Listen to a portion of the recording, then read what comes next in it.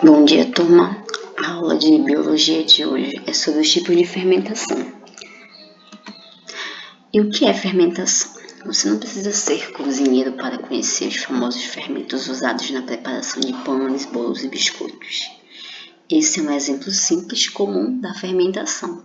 E além dessa versão, na própria culinária existem outros tipos de preparação que contam com esse processo químico, e alguns são eles: o vinho, o iogurte, cerveja, chucrute, que é aquele preparado com repolho alemão, picos conservados de vegetais, ou seja, a fermentação é um processo para obtenção de energia em que o composto orgânico é parcialmente quebrado sem a participação do oxigênio, ou seja, tudo aquilo que não vai envolver o oxigênio a gente vai chamar de fermentação.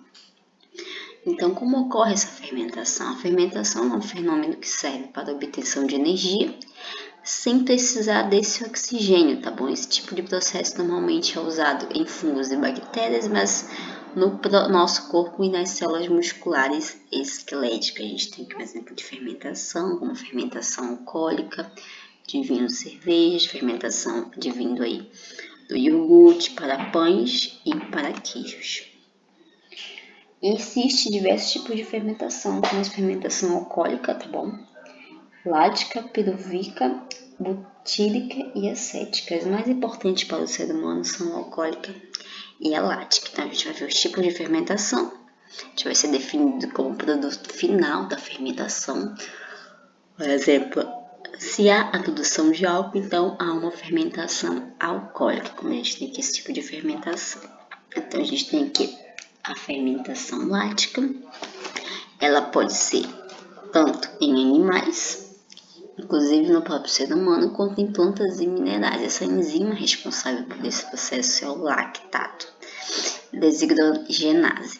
Nesse caso, o piruvato é reduzido e com isso surge o lacto. Então, ele é realizado principalmente pela bactéria Lactobacillus, que é um exemplo de bactéria, tá bom? Essa bactéria também é parte floral normal do animal humano e fermenta a lactose presente no leite, liberando o ácido lático como subproduto final. Daí se produz o coalhado, queijo, iogurte e entre outros, tá bom, menino?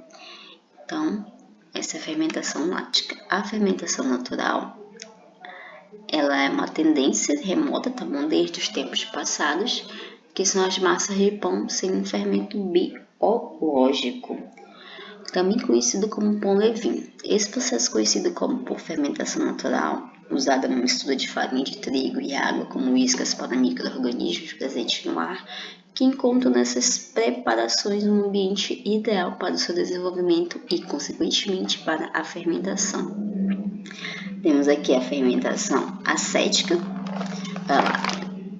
Quando a gente vai se aventurar na cozinha, geralmente a gente encontra o termo acético, provavelmente só muito familiar, tá bom? Então, a fermentação acética, ela é produzida pelas bactérias acéticas. Nesse processo, primeiro acontece a fermentação alcoólica, então vai ser produzido o etanol e transformado por bactérias da família Pseudomonaceae.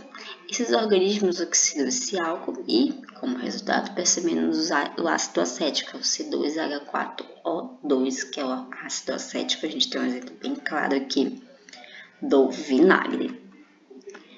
Então, a gente tem aqui a fermentação aqui do vinagre. A gente já falou aqui um pouquinho sobre a fermentação alcoólica, tá bom? Que é advinda dos fungos do gênero Saccharomyces, conhecidos como levedura de fermentação. Então, vai se dar aqui a partir da produção de cerveja, por conta da fermentação alcoólica. Então, a gente tem aqui a fabricação do etanol, tá bom? Como exemplo desse subproduto.